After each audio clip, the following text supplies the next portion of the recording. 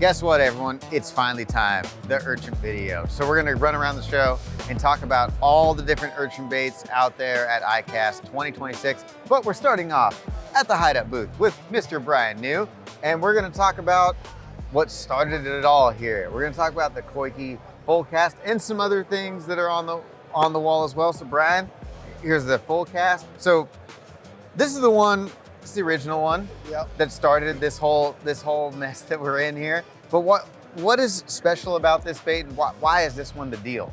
So, you know, it's actually kind of crazy because this bait's actually about 20 years old. I didn't realize it was that old. Yeah, so, I mean, obviously it hasn't been a thing for that long, but Imagine it if is. we figured out 20 years ago.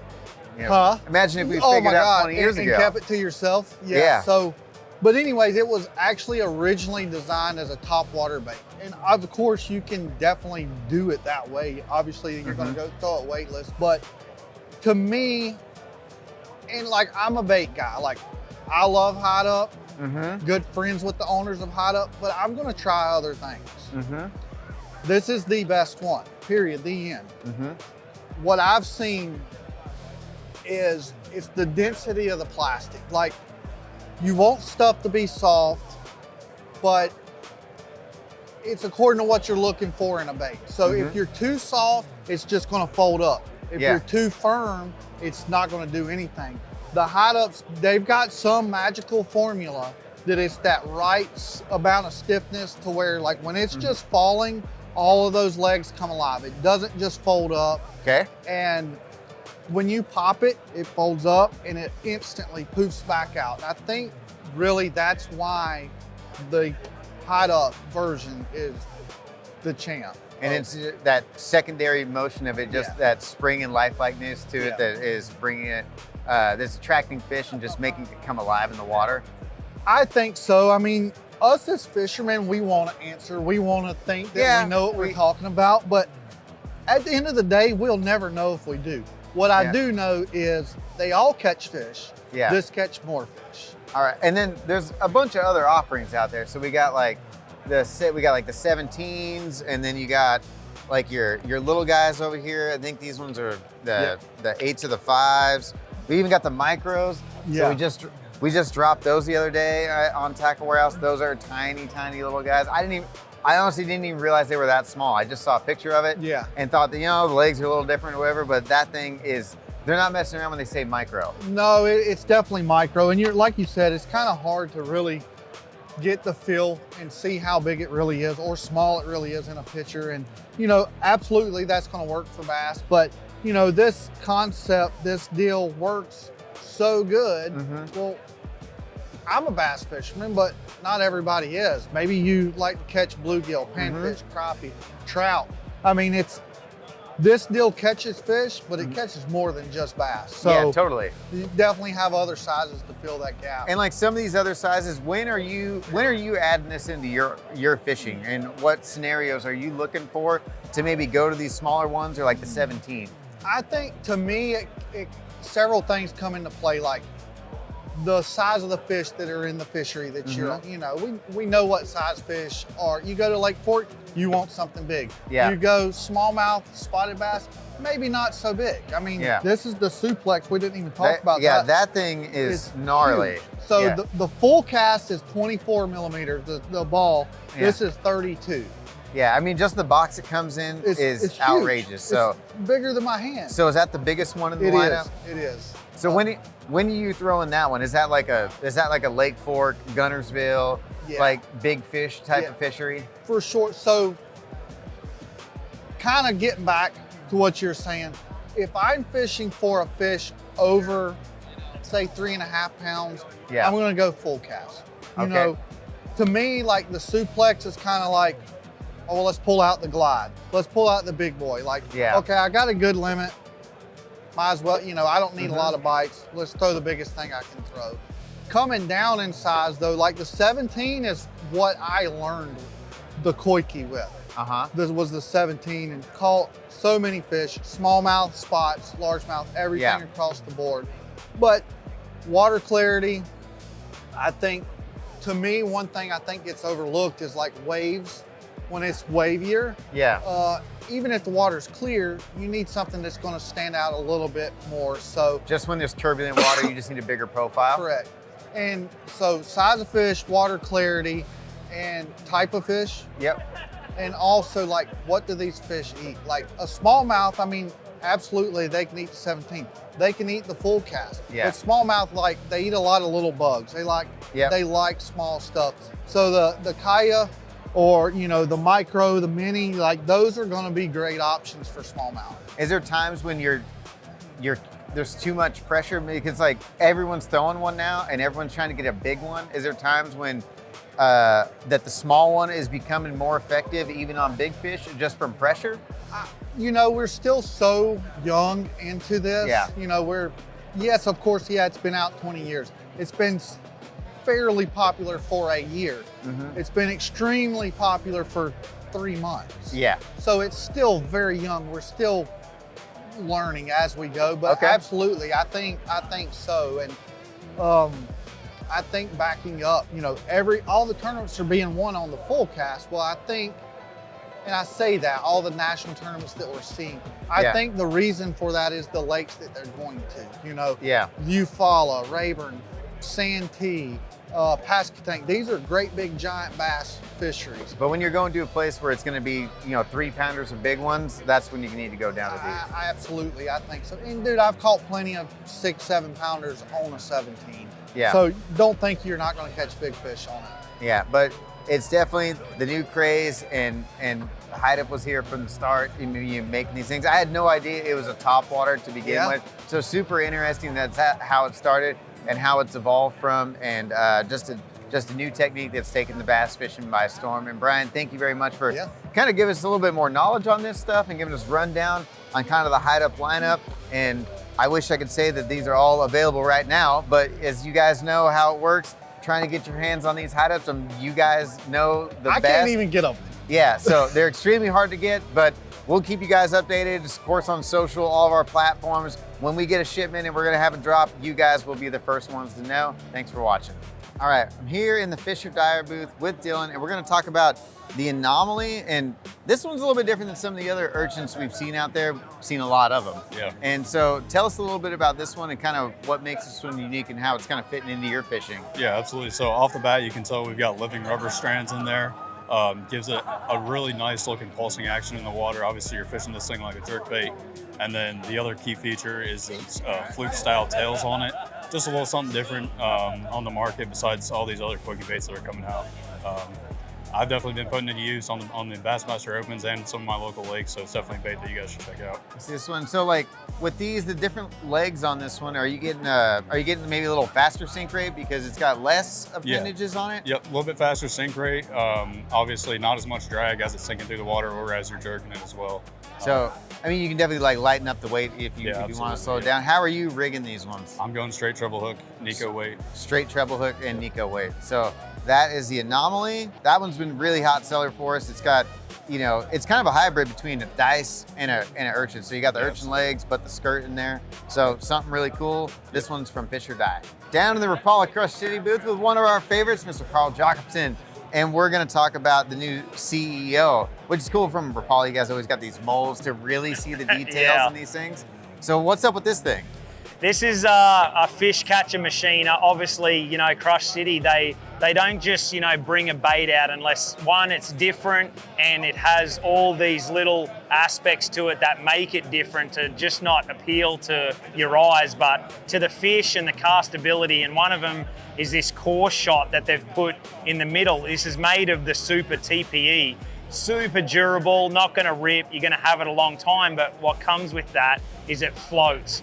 And so they've put this core shot sort of glass material in there, and it's perfectly weighted. So basically what they want you to do, got more questions about Urchin baits than anything, you can grab these off the shelf, put a hook in it, put a treble, and it's gonna sink perfectly and just be ready to fish. That's sort of one of the key aspects to it. Okay, so I mean, that Super TPE material, I mean, it's gonna last you a long time, not gonna get torn up. There's also multiple sizes. You guys got this small one. Yep. And that one's kind of a hybrid. You got some skirt material into that one. They wanted to sort of have the dice style bait for smallmouth, for spotted bass, fishing it on a drop shot, and maybe, you know, just being able to weight it as well on a single hook wacky rigging it. So this is gonna be your spotted bass, smallmouth up north, sort of killer, and this is gonna be your single hook, treble, bigger largemouth. The TPE is perfect because you can sort of shake it and it's got plenty of action just by moving it. But what they did is made it stiff enough that when you basically work like a jerk bait, it's gonna pull the water and hold the water. It's not just gonna fold down and flare, and that's what like this flat surface is supposed to do as well, actually hold the bait up and slow it down. I never thought about that. Because that's super important. A lot of people are building these baits and trying to go softer and softer to make action, but the bigger baits like this and bigger are made for snapping and pulling that water. The more water it pushes, the more it seems to make that largemouth react and come and eat it. So yeah, it makes a lot of sense. Instead of a perfectly round ball coming through the water, it's not gonna push as much as that flat surface. So definitely gonna move quite a bit more water with that design. And one thing I wanted to know too, with the crushed city bait, we were looking at some of the colors on the wall. You've got some outstanding colors that I think fishermen are gonna be really be happy with. Yeah, they basically got a color and a bait designed for you, but there's just less questions with this bait. Buy it, put a hook through it, start casting it around and putting it on those bass and they're gonna bite it. Bank Shaw worked really hard on this bank and he's a master with this. He's been using them for 3-4 years already, and he signed off on this, and if he does, it's good enough for me. Yeah, you guys got quite a pro staff to work on stuff like this. So come from Crush City, the new CEO.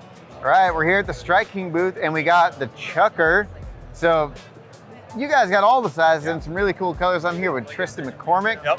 Give us the rundown on the Strike King's version of the Urchin bait. Yeah, so you know, the Urchin craze is absolutely insane. We all know that. And here at Strike King, we wanted to do a wide variety of sizes. So we have everything from a 7mm, a 10mm, a 18, and a 24. So we have you covered all across the board. You know, crappie are really gonna bite this little 7mm and smallmouth too, especially when they get on that. That thing is wild looking on that little big Oh, head. 100%. Like they get on a little mayfly hatch up north, like you can't tell me they're not gonna bite that thing right there. Yeah. And it's very important, like, you know, the texture of these right here. You know, everybody has them. This is a really new craze. And the Last Tech, the durability of this thing, we took a long time on, did a lot of product development with it, and it's very affordable. We have some awesome colors, like you can see this one right here. You hadn't seen one with the chartreuse tip. No, so you got green pumpkin with chartreuse tips, so no one's ever complained about that before. And then I see there's a black and blue tip one over there. We got the Morning Dawn, the Scupper Nog, green pumpkin, you know, all your good colors.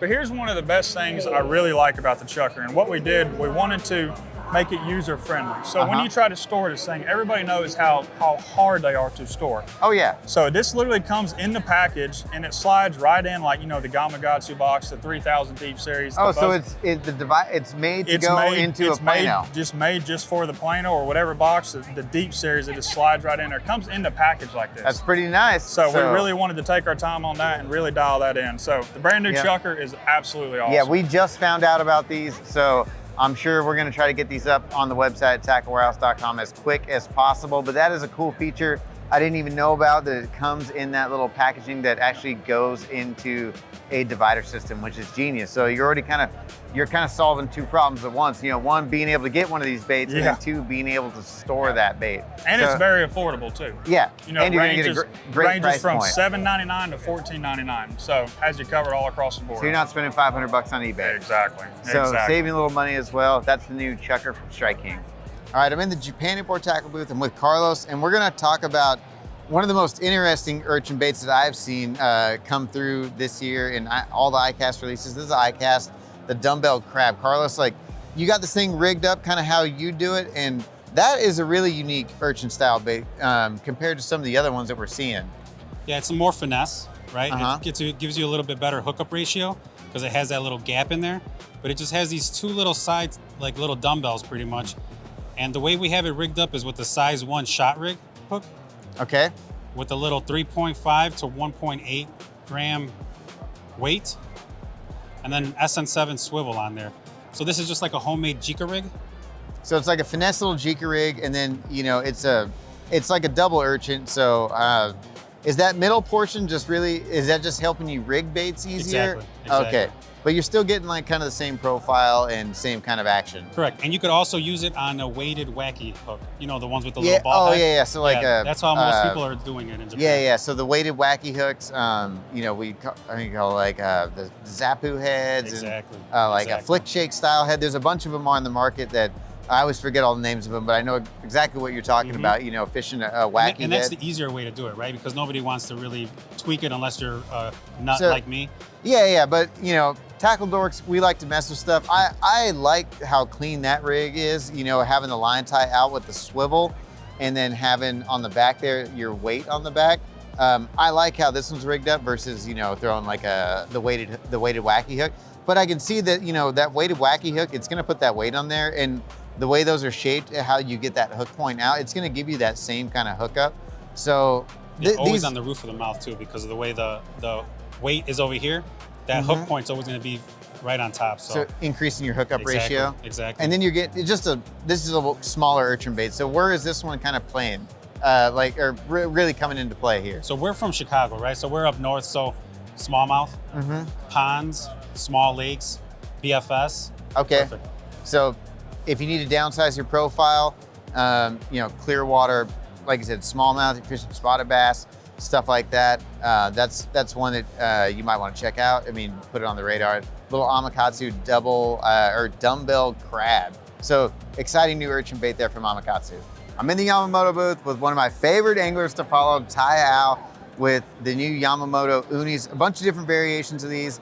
Tai, give us the rundown of kind of where these are different and kind of where these are falling into your style of fishing. The best way I can explain it, if you think about swim bait fishing, know anything about swim bait fishing, bigger baits are gonna have a bigger, you know, the fish are gonna react to it differently, okay? So the big size, which is my favorite, the Uni Max? Yep, Or Uni the Mas? Uni Max, Uni Mas.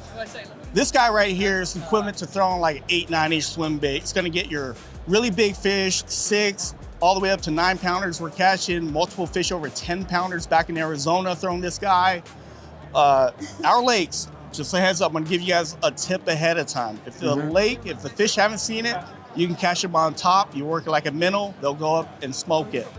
But if they all see it like that, here's another trick we've learned. You gotta let it sink to the bottom, let the fish follow it down to the bottom, work it like a jig, and then after that, you just drag it on the bottom like a jig and fish for fish under cover, next to cover, under docks.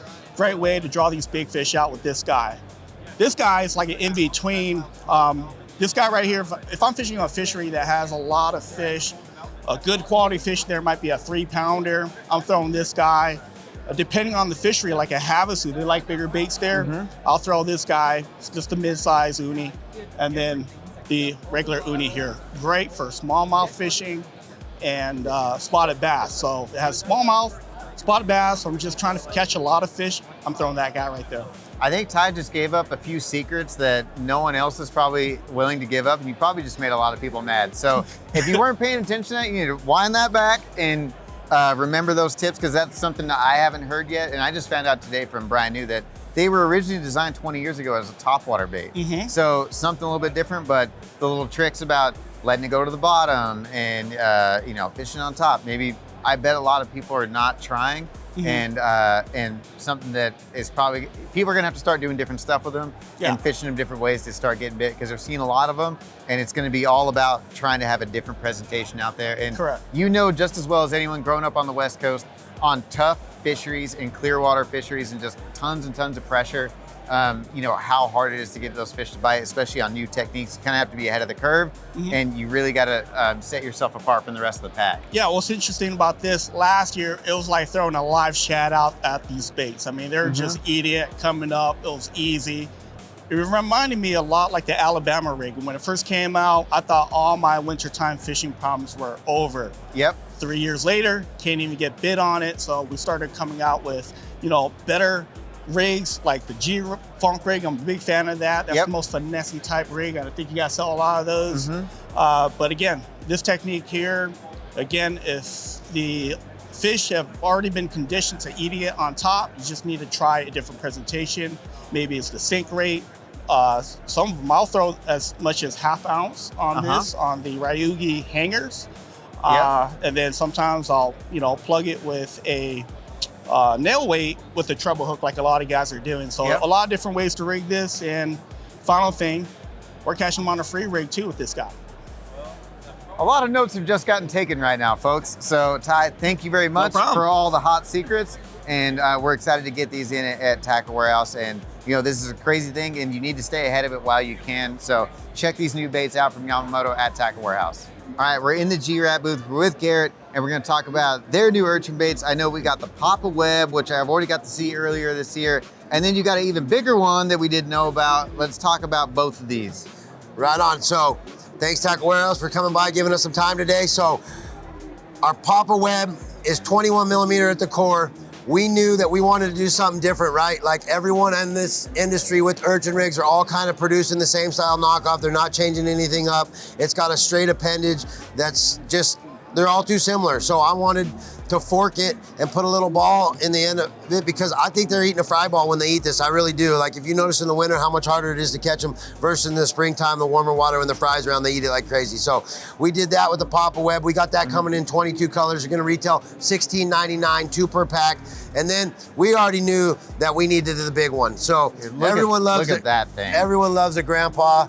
So we named it the Grandpa. Grandpas who taught a lot of people how to fish, right, when they first started fishing. So that's why I went with the name. We had to taper the bases, make the root a little thicker to get that to stand upright.